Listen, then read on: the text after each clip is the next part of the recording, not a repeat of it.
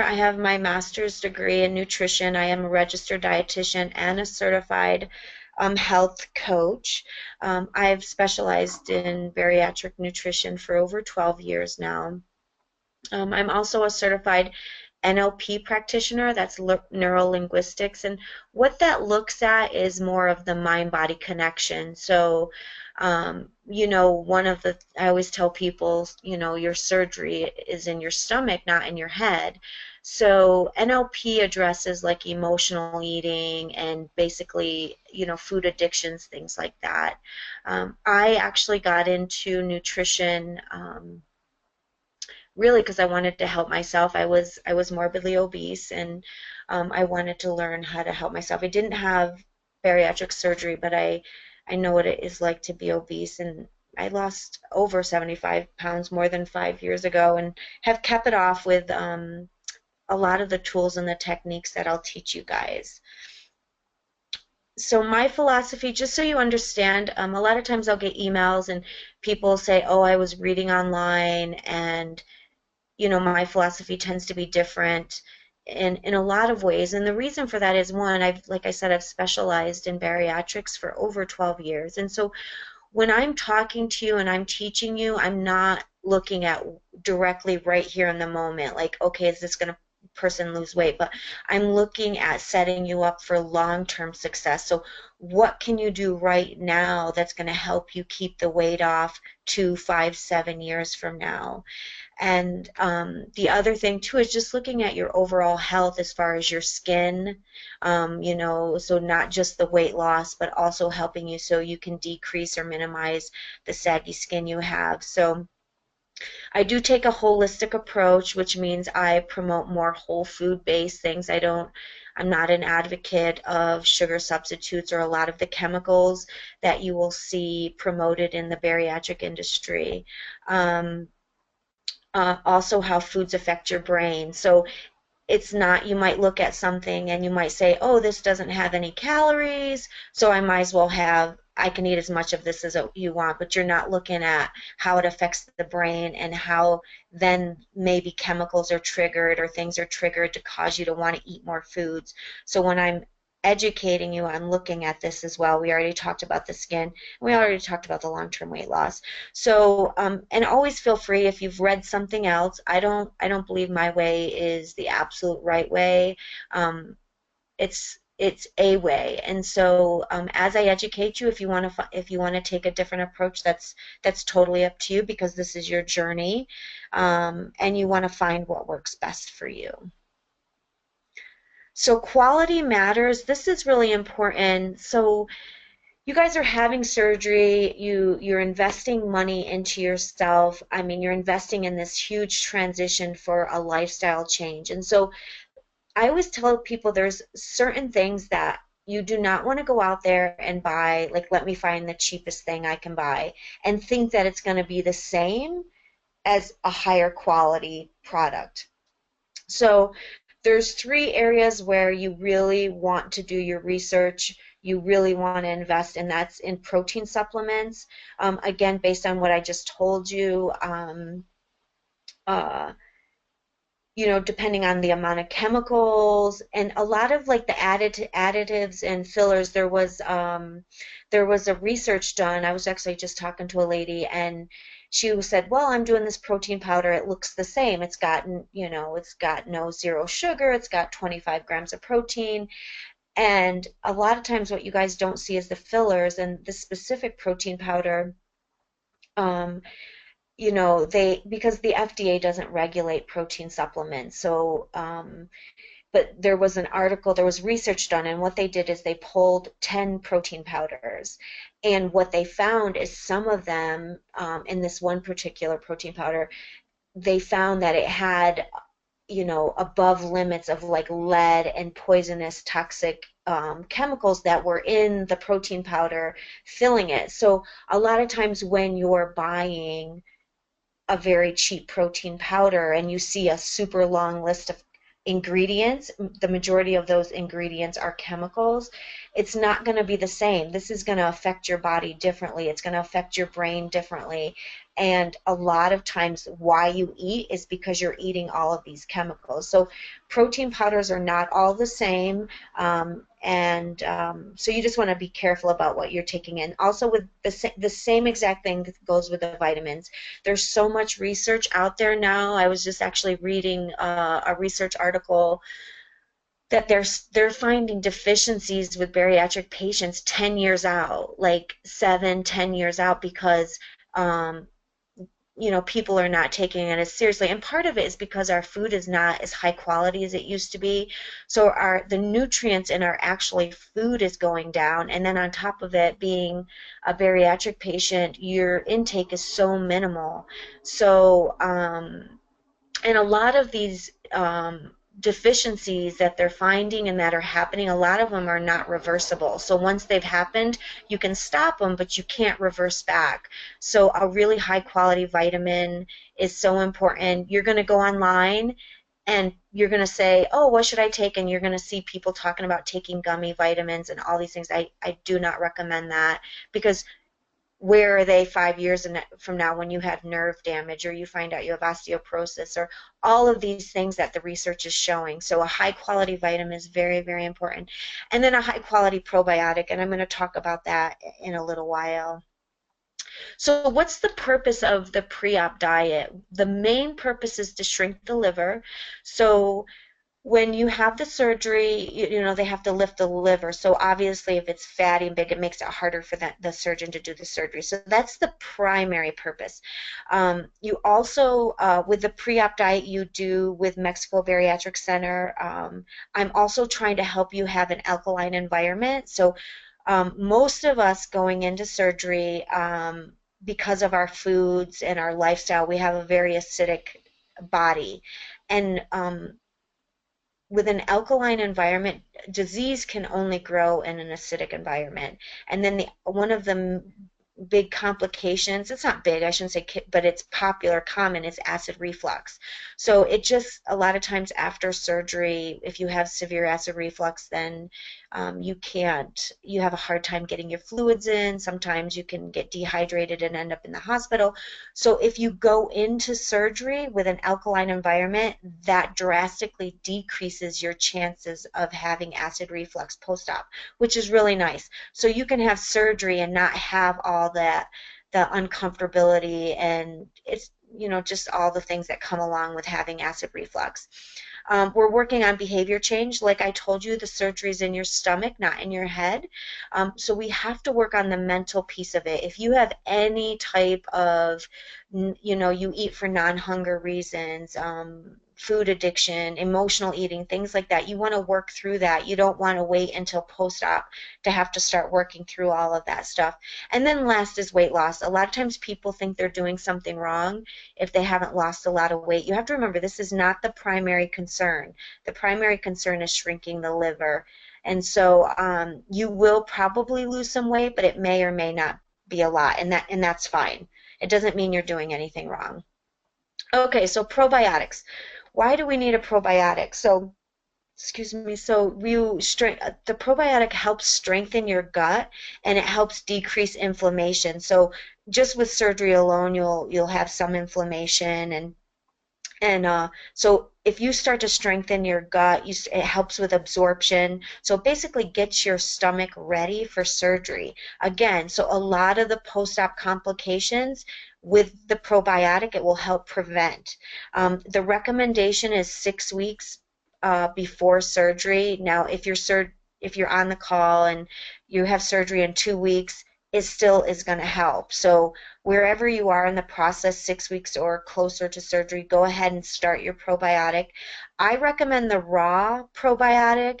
I have not found a better product than this. I'm not saying there's not anything out there, but what makes this so great? So one, you need at least 50 billion units. This is important. So you might be saying to yourself, oh, but I take a probiotic. Look at it. Probably maybe it's 10 billion or sometimes 100,000. It's not going to be enough. You want 50 billion units, and the more strains, like if you look over here under, this one says 32 different strains, a lot of times you'll see 2, 3, maybe 12 strains. The more strains you have, the better it's gonna, the more it's gonna help you. So I have not found another probiotic that has so many different strains, and that's why I recommend the raw version. If you can't find raw, you can always order it online, but if you want to just go to a local like health food store or a supplement store, you can tell them that you need at least 50 billion units and you want one that has as many strains as possible, and they'll tell you what they have that's probably the closest to this brand. Okay, apple cider vinegar. This is also something you want to start taking pre-surgery for the same reasons. Even though vinegar is acidic, it's actually alkaline in your body. So again, because one of the things after surgery is acid reflux, starting apple cider vinegar beforehand is going to help create that alkaline environment and help decrease your chances of having the acid reflux post-op. Also helps with the absorption. So between the probiotic and apple cider vinegar, you're helping increase your absorption of your nutrients, which is so important post-op because your intake is so minimal. You can take it one of two ways. You can I say do a tablespoon, 1 or 2 tablespoons in the morning and then again at night before you go to bed. You can do it in a little shot glass. You can just put a little bit of water and hold your breath and do it that way. Or I actually drink it like a tea. So I'll heat up water and put 2 tablespoons of the apple cider vinegar and then drink it like I said, like a tea. And this is it's just great. So remember, for preventative health purposes, not just with acid reflux, but any type of disease, cancer, anything, it can only grow in acidic environment. So if you're doing things to create and keep an alkaline environment, then this is more of an overall wellness preventative type of thing that I would encourage you to do for the rest of your life. All right, coffee. So this is a biggie for a lot of people, and so whether you're on a 2-day clear liquid, um, a 1 week, a 2 week, whatever your pre-op recommendations are, you really want to stop coffee 2 weeks prior to surgery. And again, I hear people call me and say, well, Prudence, I saw a diet from another place and they said you could have coffee right up until surgery. Again, this is a little bit different with my philosophy because it's gonna coffee is very, very acidic.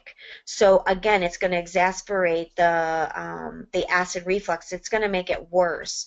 And I'm telling you, every single person that I talked to that didn't stop coffee, they they tell me afterwards, they're like, Prudence, I wish I had listened to you, because now they're in the pain, now they're in that area where it's hard for them to get their fluids in. So you want to stop coffee 2 weeks before surgery. It's not a forever thing. So once you've had surgery and you can easily get your 64 ounces of fluids in, you can start drinking coffee again. So this is just, something that's going to make your transition so much smoother, and it's just for a small period of time. But there is a great alternative. I love this stuff, and I personally am a huge coffee. I love coffee, but drinking this, I never thought I would be able to give up coffee, but now I just drink Ticino unless I'm out at a restaurant. But this is great. It's herbal, so it's you can get it in a coffee bean, or you can get it even in like a little tea bag type thing. They have lots of different flavors. It's non-acidic, and it actually has natural herbs in it that actually give you energy. So this is actually almost like a supplement, really. And you can get this online. You can order it online, or like if you have a Whole Foods type store, those type of stores sell it as well. Okay, so let's talk about the diet overview. So what you're going to be doing is you're going to be doing 2 meals a day and 2 to 3 protein shakes a day. And some people ask me about bars. Can they replace a protein bar for a protein shake? And the answer to that is no, just because of all the everything that goes into a bar and the sugar and the carbohydrates and that type of thing. So you have to do protein shakes pre-op. Post-op it's different, but pre-op only protein shakes. So 2 to 3 protein shakes and 2 meals. So let's look at what that consists of. So when you're looking for a protein powder, for your shakes, this is what you want. So you want at least 20 grams of protein. So if it can have more, but it has to have at least 20. Now there is a plant-based protein that I recommend that has 17, and that's fairly close. So if you take that and add, you know, add like well, almond milk actually doesn't have that much protein in it, so I guess that wouldn't count. But it's close enough. But you want around 20 grams of protein. You're looking for 5 grams of sugar or less. Um, you can choose a variety of different types of whey-based protein, plant. If you do a plant-based, it should be a combination of like pea and rice. I'm not a big advocate of soy-based protein powders unless you're going through menopause, because it will help with hot flashes if you are going through menopause. But other than that, soy, if you take in too much of it, it affects your estrogen levels, and so um, then you have a hormone imbalance, and a lot of times your weight gain has a lot to do with hormone imbalances. So soy-based protein is not the best, and hemp is really good too. And I just talked about the soy-based protein. So, alrighty. So these are the ones that I recommend. There are so many out there. Remember what I told you. I'm a holistic dietitian. I'm going to recommend what I have found to be the best. So for whey-based protein, as far as flavor is concerned, I always recommend like J. Rob's is my absolute favorite. I always recommend the unflavored. Why is that? One, it doesn't have anything in it. It's great. The ingredients is whey-based protein. You have no additives, chemicals. You don't have any of that stuff. So that's great because you have to say, okay, if I'm taking in a lot of chemicals, where are those chemicals being stored? Well, they're being stored in your fat cells. So your fat cells have to get larger to compensate for all those chemicals. So it's not just about looking at the protein, the sugars, the calories, but you have to look at the ingredients as well. And if you're taking in a lot of chemicals, that is also part of the problem as far as your weight gain or promoting and helping weight loss. The other reason I promote the unflavored is because uh, protein shakes become a way of life. So even long term, you're going to do at least one protein shake, if not two protein shakes a day. And so if you just get chocolate or strawberry, you're going to get bored with that. And so, you know, I've been doing protein shakes for years, and so with unflavored, you can just it just opens up for a variety of different things. And all three of these brands, Undri and Be Quick, all three of these are all from because whey-based protein comes from milk. So all of these are free of the bovine growth hormone, and this is really important. So the bovine growth hormone is injected into the cows to make them fatter faster, make them produce milk faster. The United States is literally the only company or the only country that allows the bovine growth hormone. It's been banned in every country, even China, because of the side effects and because they say it's too dangerous to use. But we still allow it in the United States. So anytime you get a yogurt, you buy a whey-based protein, you buy milk, you want to make sure that it's free of the bovine growth hormone. That's really important because you have to say if it's making the cows fatter faster, then what is it doing to us and why is the United States the only country that allows it? So everything that I recommend is going to be free of the bovine growth hormone. These are plant-based proteins, and of everything I recommend, I personally use myself. So the flavors I think are fantastic. So these are both really good ones. You might want to, all of these I tell people if you go to the website, you can get samples because everybody's different. So what works for one person might not work for another. So I would ask for samples of all of these and try them out and see what works for you. Pre-made protein drinks. I'm not a huge advocate of pre-made drinks, but I understand that we're in a hurry, or a lot of times people are working long shifts, so they need something that they can grab and go, and I understand that. So again, the thing with the pre-made protein drinks are they're loaded with chemicals. If you look at the ingredient list, it's just so, and a lot of them have the sugar substitutes, and you really want to be careful of Splenda, sucralose, and aspartame, because the research is showing, and probably most of you guys have used sugar substitutes, and you have to say to yourself, has it helped me? Has sugar substitutes helped me lose weight? And the answer is no. So, and what the research is showing is sugar substitutes prime the taste buds for such an unnatural sweetness. So they're 600 to 700 times sweeter than regular sugar. So you have your coffee in the morning with a sugar-free creamer that's 700 times more sweet than regular sugar, and now that's what you've primed your taste buds, so that's what your taste buds want. Well, it can't get that level of sweetness from any food. So what the research is finding is people that use sugar substitutes actually end up eating more food at the end of the day, because you're constantly trying to keep that level of sweetness, which is really unnatural.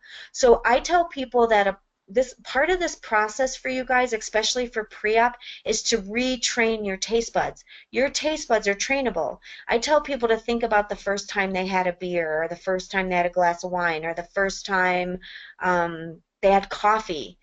I mean, it's like we didn't like it, but then, as time goes on, you find that you enjoy it. So why not train your taste buds for things that are really, really healthy for you? And so it's just a process. So these protein drinks are all, again, they're free of the bovine growth hormone. They do not have sucralose or aspartame in them, and they find all the, they're the most natural that I could find as far as a pre-made shake. So Orgain, this one, you have to make, Orgain has a few different ones. You have to make sure you get the high protein one, organic protein. It says a high protein, the one that has the 25 grams, because they have a few other ones that have like a lot lower. So make sure you get the 25-gram protein. And you can buy this one at regular in your stores and Whole Foods. These other two, you have to actually order online. So, and this is made with coconut water. And this middle one actually I have not tried, so I'm not sure about these, but the other two I've tried and the tastes are great. But it's worth it. You can go online. You can actually order these from Amazon if you want the pre-made drinks. And yes, they are a little bit more expensive, but again, you guys, it's worth it to put high quality protein shakes into your body. It's, your intake is so minimal. Even with buying a high quality protein, you're going to save a lot of money. Okay, your meals. So you're doing 2 meals a day. So with these meals, you need a minimum. You can have more, but you need a minimum of 4 ounces or more of protein. You need 1 ounce of healthy fat, and then of course you can have as many vegetables as you want. And this is important, one, for calories, because if you don't get the healthy fat, your calories are going to be way too low. And again, we also, between the fat and the protein, this is what's going to help you stay satisfied. One of the biggest mistakes people make with a low-carb diet, because you're eating no carbohydrates, no sugars, is that glucose is the primary energy source for the brain. So if you're not having the glucose, then you need something else. And so the next preference is going to be fat, and preferably medium chain triglycerides to feed the brain. And this will help with cravings. It will help you feel satisfied, so you can stay on it and not feel like you're dying because your caloric intake is so low. So these are all your proteins, and in the pre-op packet I send you guys, you get all of this. So you're going to see, even if you're a vegetarian, you can have all the beans except for oh my gosh, those, what are they called? Those sugar beans. Of course, you can't have those, but the ones with the sauces in them. But regular beans and lentils you can have. You can have nuts, and this is important too, because nuts are really a nice balance, because the nuts and the seeds, because they have fat in them, they have fiber, they have protein, and they have a tiny amount of carbs. So it's a great balance. Now you have to be careful. I was talking to a lady and she's like, "Oh, she's like, yeah, I've been keeping a bottle of peanuts in my car." Now that is a no-no. Remember what I said. You're having 2 to 3 shakes and 2 meals a day. There was no, and as many vegetables as you want. There's not like, let me just put my hand in a peanut jar every time I feel hungry. That's not what this is about. These proteins are a part of your meal. So I'm saying, hey, if you're having a salad, throw maybe some slivered almonds on there to get, that's a way to get some fat in. But you're not snacking on nuts throughout the day. That's not, this is all a part of your meal. Um, and anyways, as you go through the list, of course, you can call me with or email me with questions. Healthy fats, you need 1 ounce at least of a healthy fat. So again, you're going to get this. This list comes in your pre-op packet. Coconut oil, everybody wants at least 1 to 2 tablespoons of coconut oil every single day. Why? Because coconut oil, even though you look at it and it's hard at room temperature, so you think it's a saturated fat, but it's not. It's a medium chain triglyceride. This is the easiest for your brain to convert to energy. So again, this is going to help you feel more satisfied. This is going to kind of that noise in the brain. It's going to help quiet your brain down. So 1 to 2 tablespoons of this a day. You can, I cook with it. I throw a tablespoon in my protein shakes. So you can blend it up. You can cook with it. Whatever, it doesn't matter, but you want 1 or 2 tablespoons a day. And then these are the other fats. Foods to avoid, all starches, so all cereals, rice, pastas, crackers, oatmeal, all of that, all carbohydrates you cannot have. No fruit. So there is an exception to the fruit. You can have, and this is just to help stabilize your blood sugar so your blood sugar doesn't go too low. You can have a half of a cup of berries or a half of a banana. You can put it in your protein shake once a day. You're not adding fruit anywhere other than your protein shake. And then you can squeeze lemon in your water. Why? This goes back to the creating an alkaline environment. Two of the best things you can do is add lemon to your water and do the apple cider vinegar. That's going to help create that alkaline environment. It's very important that you read labels. I get questions all the time. Can I have ketchup? Can I have this? Can I have that? You got to look at the label, and if it has sugar in it, the answer is no. Now, with all of that stuff, anything that's pre-packaged or in a can or a bottle, you want to minimize. So if you find a ketchup that doesn't have any sugar in it, can you have it? Yes. But remember, that's still a processed food. The things with shrinking the liver is no sugars, and minimizing processed foods, because processed foods, even if it doesn't have sugar in it, it has a lot of chemicals, and that affects your liver. So um, keep in mind all your like your sauces and stuff like that. You want to keep them to a minimum. No processed meats, so no bacon, salami, bologna, sausage. You again, because of what's in them. And actually a lot of the processed meats, they have more fat in them and chemicals than they do protein. Vegetables, no corn, peas, potatoes, popcorn. Again, you'll have to see the full list, but because corn and peas and potatoes, they're actually considered carbohydrates, they're not considered vegetables. So like for example, a half of a cup of most vegetables is 25 calories. A half a cup of corn is 100.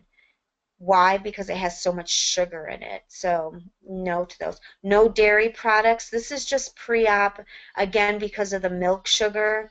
So no dairy, no milk, no cheese, no cottage cheese, no yogurts, except for in the clear liquid phase, you are having 2 yogurts a day. 7 days prior to surgery, again, this is going to be in your pre-op packet. You do want to stop your herbal supplements, but you're going to get a complete list. So you get a list specifically from your coordinator and our medical liaison. But if you do, you can go ahead and write this email down if you want, but you can reach out to our medical liaison with any type of medication questions.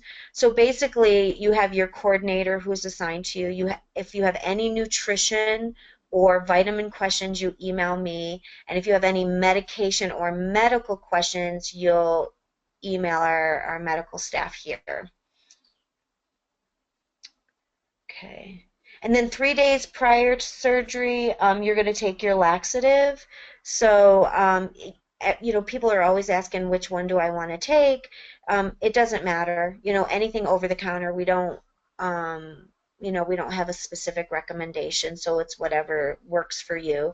I usually tell people to take it at night because you're going to eat all that day, and then in the evening, maybe between 4 and 6 p.m. after your last meal, go ahead and take it and drink lots of water. And then the 2 days prior to surgery is clear liquids. So that's basically anything that you can see through. But again, you got to be careful of the sugar content. So be mindful of that. Unfortunately, most of the stuff is sugar-free. Again, this is just a temporary thing to get you into surgery. So um, the sugar-free products don't have to be for the rest of your life, but for pre-op and clear liquids post-op, you do need to have some of them. And then you're going to have 2 yogurts a day. I recommend 000. It's really important. So with the 000, it's the protein. It's got 15 grams of protein and only 7 grams of sugar. You have to be really careful. A lot of the yogurts out there have like 20, 30 grams of sugar, like the same as a soda. So, and that's the other thing. You stop your soda too. I just got an email yesterday about that. Can I still drink soda, diet soda? The answer is no. So once you start pre-op, there's no you can do carbonated waters and stuff, I guess, if you want, but no soda whatsoever, whether it's regular or diet. You can't have soda. And the main purpose of the Greek yogurt is for the probiotics. So some people don't like yogurt, and if you're taking the raw probiotic that I recommended at the beginning of this webinar, you do not need to have the yogurt. So if you absolutely do not like yogurt, just take the probiotic and you can skip the yogurts. And then 8 hours prior to surgery, no fluids after midnight, so you don't do anything at all. And this is my information, you guys, so you can write this down. My email is prudence@sources.com, prudence@sources.com. And it's really important that you get bariatric specific vitamins, especially your multivitamins. So you're looking for something that you got to be so careful, because a lot of times because we recommend chewable vitamins, and a lot of times they're loaded with sugar. So I've worked with people that they didn't realize, and after we added all their vitamins up and the sugar in them, because you might see 5 grams here, 5 grams there, but there's people that are taking in 20, 30 grams of sugar a day just from their vitamins, which your total sugar intake is supposed to be under 25 grams. So you really got to be careful of what you're taking in. The other thing is the types. So each supplement has different types, and some of them, because you guys don't have the same digestive enzymes, you don't absorb certain types of supplements, and that's why with bariatric, unless you're going to sit down and compare line for line, if you want to buy a different supplement, you just have to compare it to a bariatric specific vitamin. And if you want to do that and you find something that works, that's fine. But what they're finding is, usually the research is saying, if you buy a generic vitamin, you have to take 2 to 3 times the amount. So in the end, you don't end up saving any money, and it's a bigger hassle. So anyways, you can go to a bariatric store. So this is an online store. It's bariatricsurgeryvitamins.com, and you have the information there on what you need. Alrighty, so let's see here. So now I'm going to go to the questions. Let's look here. Let's see. Okay. So somebody's saying probiotics by systematic formulas has 100 billion probiotics. So you know, and that's fine. So the women's, the, you know, I don't know over 50 billion. That's kind of like the tipping point. I don't know if more is better, you know, not always. So the raw formula has 80 billion. I think it's 80 or 85 billion. But as long as you're getting 50, that's kind of like the number you need. If you want to take more than that, that's fine. The other thing I want to say about this with the probiotic by systematic formulas, check to see how many strains it has. So it's not just, so if you have something that has 100 billion units, but it only has 5 strains, then that's not going to be as good as a probiotic that has 36 strains. So you're going to want to look at that. Do you stop taking the probiotic pill the same time as the herbal supplements? No, that's a great question, Polly. You want, you're going to take your probiotic right up until the day before surgery. So post-op question, I'd like to do a liver gallbladder bladder cleanse, but requires, let me see, uh, a tincture. I don't know what that is.